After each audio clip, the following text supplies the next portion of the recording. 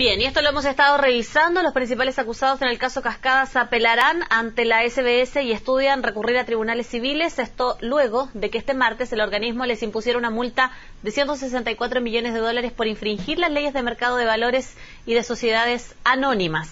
Lo anterior debido a que se detectó este esquema de compra y venta de acciones que habría perjudicado a los accionistas minoritarios en alguna de estas empresas. Queremos ahondar en el tema. Para eso nos acompaña el diputado de la ADC, integrante de la comisión investigadora en este caso, precisamente el diputado Ricardo Rincón. Gracias por estar con nosotros, diputado. ¿Cómo está, diputado? Bienvenido. Muy bien, gracias por hacerme levantar más temprano de lo habitual. Al que madruga Dios lo ayuda, dicen por ahí. Sí, ¿Diputado? Estamos lejos, usted sabe, ahí en Machalí, lejos de la capital. Quiero conocer su primera impresión. Han habido reacciones políticas de distinta índole. ¿A usted qué le parece esta multa, que si bien es la más alta, pero también no guarda relación con el monto involucrado? Usted lo ha dicho. Es como sorprendente. Fíjese que en el caso La Polar, donde claramente hay gente pobre estafada, yo creo que nadie en Chile podría decir lo contrario. $1.000 millones se sostiene en estafa. Lo involucrado, el principal involucrado debe haber recibido una sanción no superior a los 45.000 unidades de fomento.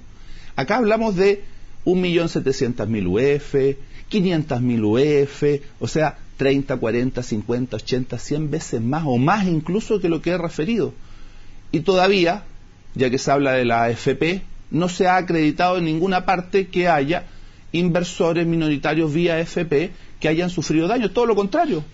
Todos los estudios, incluidos la propia superintendenta de la época, el año 2013, señalan que no existe tal, ni se ha acreditado tal problema para los minoritarios de la AFP. Es más, hay estudios que sostienen que las AFP ganaron plata con estas operaciones, y lo más increíble, hay estudios que dicen que ganaron más plata que el señor Ponce Lerú. Yo, la verdad, tengo muchas interrogantes sobre este tema. Interrogantes que ustedes están investigando también por la arista política. ¿Cuál es el objetivo de la comisión y cómo va encaminada esta instancia? La comisión tiene que aclarar qué es lo que ha pasado aquí en el mercado, porque usted comprende que cuando un ente tan importante como la Super de Valores sostiene que aquí hay una situación de esquema para defraudar al mercado, como si las sociedades cascadas fueran algo que no existe en el sistema financiero. Las sociedades cascadas como sistema financiero existe no con esta, sino que con muchas empresas, aquí y en el extranjero. Entonces, primero es partir de una situación totalmente conceptualmente errada. El objetivo es poder ver y aclarar qué efectivamente ocurrió, si ocurrió, o si aquí se montó una investigación por conflictos entre grandes empresarios. ¿O acaso alguien puede decir que en estas sociedades no ha tenido históricamente interés el expresidente Sebastián Piñera? ¿Ustedes quieren despejar esa duda?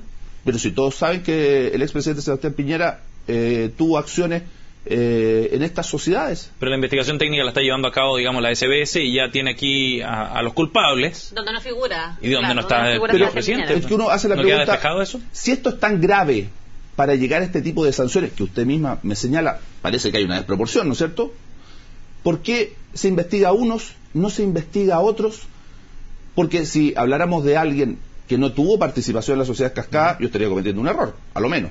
Sí. Pero si tuvo participación en la sociedad cascada, si tenía paquetes accionarios, si vendió esos paquetes accionarios, si posteriormente recompró nuevamente acciones, que después las puso en un fideicomiso ciego, que hasta el día de hoy la superintendencia no nos dice por qué sigue siendo ciego. Pero, que diputado, yo sepa, no es presidente de la República. Los antecedentes recopilados por la comisión hasta ahora, ¿les dan a ustedes elementos para investigar al expresidente Piñera? Hasta ahora nos llenan de dudas y sospechas, ¿ya? Y tenemos que seguir trayendo invitados, porque no olvide usted que ha salido a colación, gracias a la prensa, no gracias a nosotros, entre otras cosas, que existirían correos electrónicos entre personas relacionadas con el expresidente, ¿ya?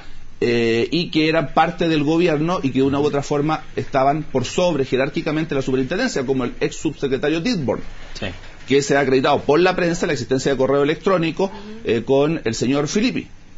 Y por otra parte también ha salido como dato, que no ha sido desmentido hasta ahora, que el señor Pavés, actual superintendente, no solo trabajó en Bancar, todos sabemos qué empresa es y quién la controlaba, sino que además fue quien inició esta investigación cuando estaba en el departamento respectivo que inicia estas investigaciones. A lo menos parece que esto se le pasó, pero rompió claramente la tradición que existe de quien investiga, no es quien falla.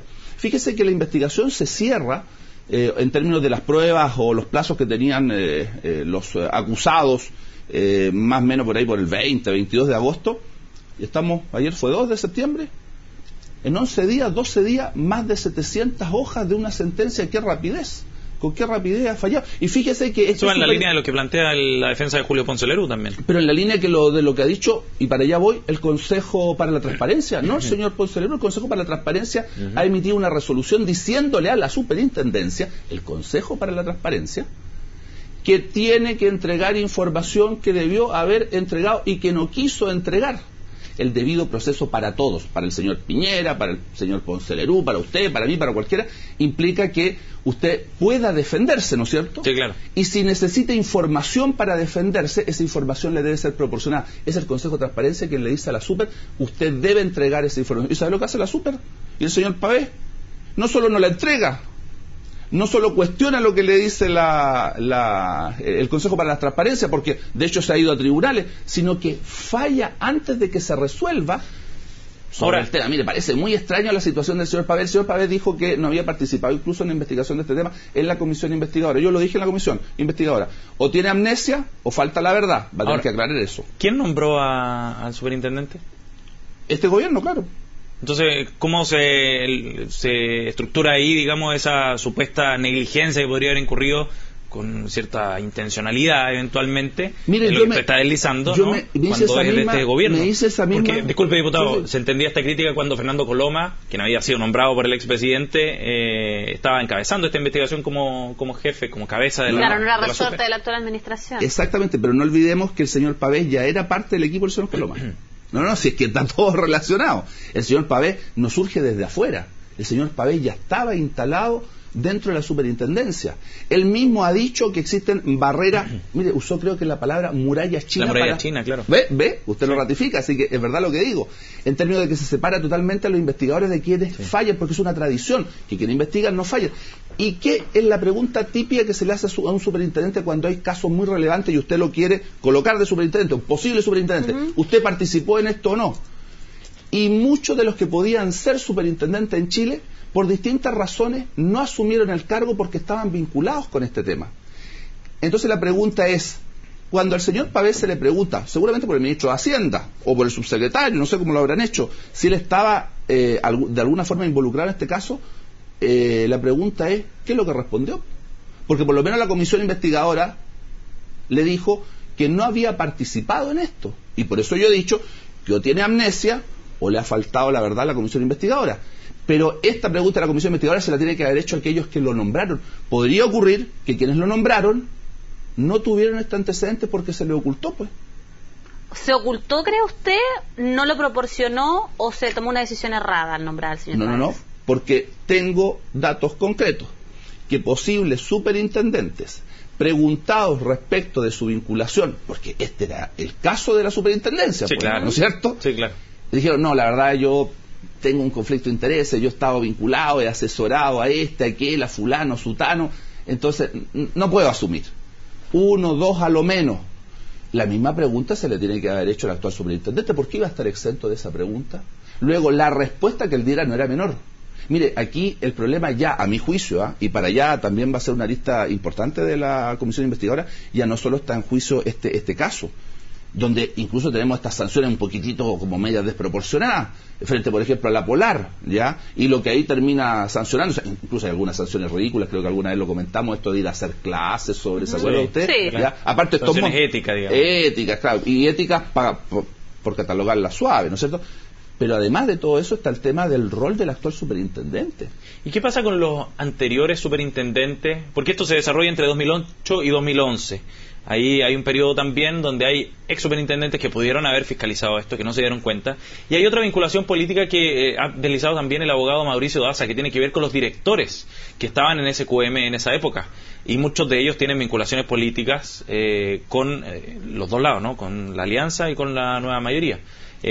¿No hay que poner ojo también con el rol que pueden haber jugado ellos? Yo creo que sí. De hecho, le pregunto porque hay gente vinculada a la DC también. Sí, mire, generalmente los poderosos tienen vinculaciones con todo el mundo. Es como algo de estilo, ¿ya? Es como algo de estilo. Yo le he dicho al presidente de la comisión, Fuad Chaín, seguramente conversará con él en algún minuto.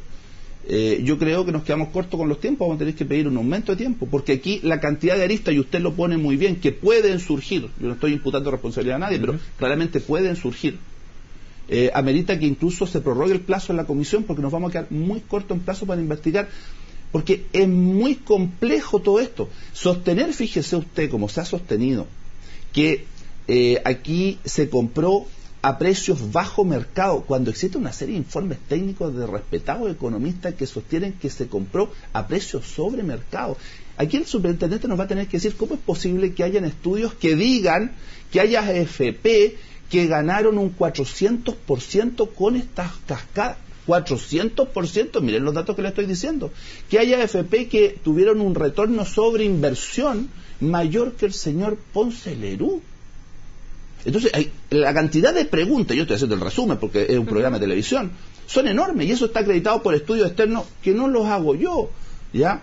La Universidad de Chile tiene un estudio que dice relación con la venta en remate con un sistema de difusión que ha sido cuestionado, y sostiene que ese sistema de venta en remate no impide la participación de terceros como postores para adjudicarse, y acredita casos en que, usado el sistema en esto que se está investigando, precisamente no ocurrió eso. Entonces, mire, está la cantidad de informes y antecedentes que están llegando a la comisión que desvirtúan toda la teoría de caso de la superintendencia, que mire, el señor Pavés, que es el inicial investigador, aunque él lo ha negado, salvo que se haya olvidado. Algunos tienen amnesia siendo muy jóvenes, vamos a ver qué pasa con eso. Si no se va a pedir exámenes médicos, tendrá que pedirlo el señor Pavés.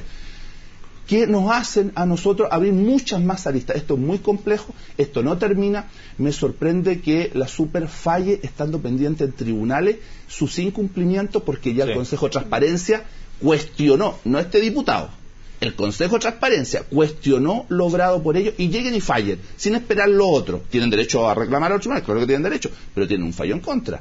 Por lo tanto, no le entregaron información a los imputados que era fundamental, parece, para su defensa.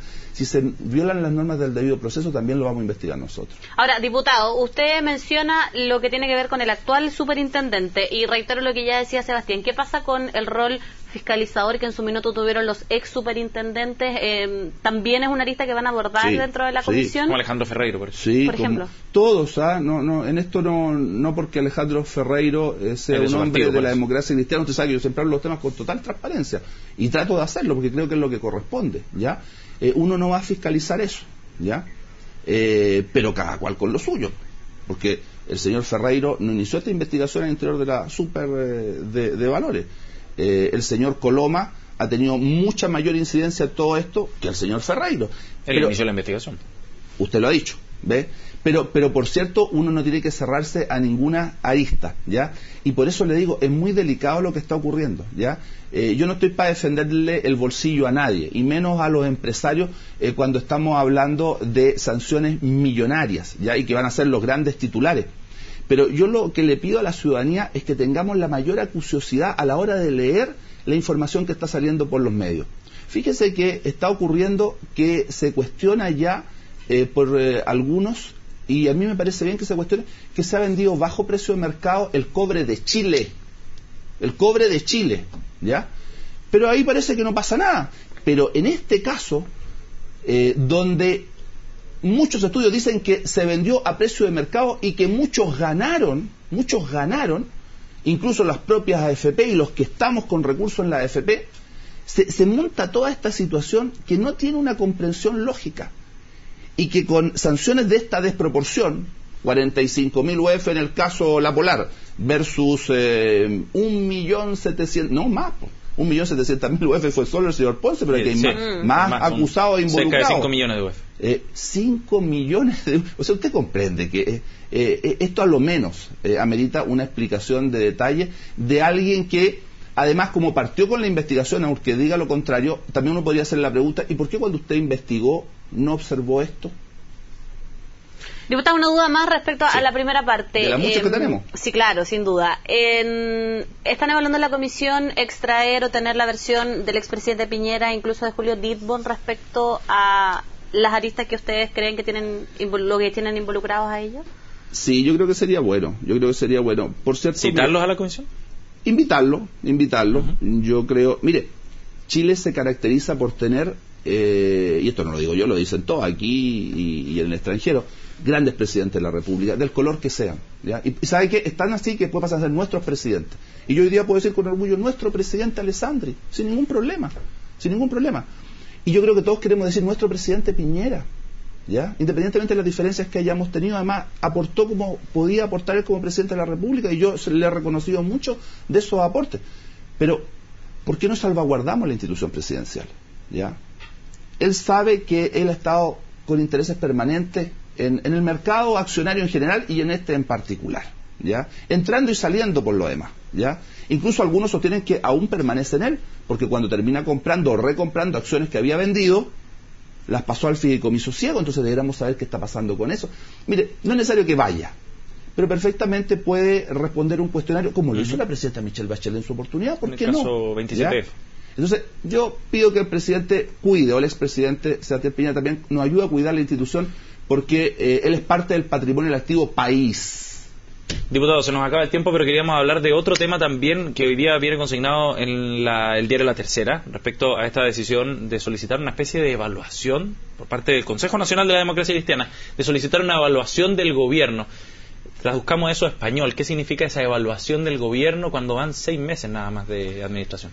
Yo quería ir a la sesión del Consejo Nacional porque era la sesión constitutiva. Yo soy consejero nacional, dado que soy presidente regional de la Democracia Cristiana en la región de O'Higgins. No podía porque estábamos sesionando en la acusación constitucional respecto del ministro de la Corte Suprema. Exactamente. Entonces no participé y por lo tanto tengo la información oficial que me llega obviamente del secretario Maldonado. Y el detalle de ello lo puede verificar con él y con el presidente, pero yo entiendo que es lo lógico en términos de ya medio año y con un gobierno que evidentemente queremos proyectar, que es natural que se hagan evaluaciones. Todos los gobiernos las hacen. ¿Es natural, sí? Pues todos los gobiernos las hacen permanentemente. ¿Y oportuno todos. El tiempo? ¿Ya? Esa es un poco la crítica también, si llevamos tan poco de gobierno. Podría ser a lo mejor no oportuno, en términos de tiempo habrá que juzgarlo, pero fíjese que este es de aquellos gobiernos que en su primera fase tan pequeñita más ha instalado en temas y hecho en materia de propuestas legislativas y en desafíos. Entonces también puede que, para este caso particular, sea lo conveniente, pero una evaluación que, ojo, cuando decimos al gobierno, estamos diciendo también a la democracia cristiana, pues si la democracia cristiana es parte del gobierno, así que no debe sorprender porque no es un tiro que se le hace al gobierno, sino que es una necesidad en que nos involucramos todos, y la democracia cristiana también es parte del gobierno y también tenemos que autoevaluarnos en ese sentido. Así lo tomo yo por lo menos. Diputado Bien. Rincón, muchas gracias. Gracias, diputado. Gracias que le vaya a ustedes, bien. pues. Que tenga buen día. Ya pues.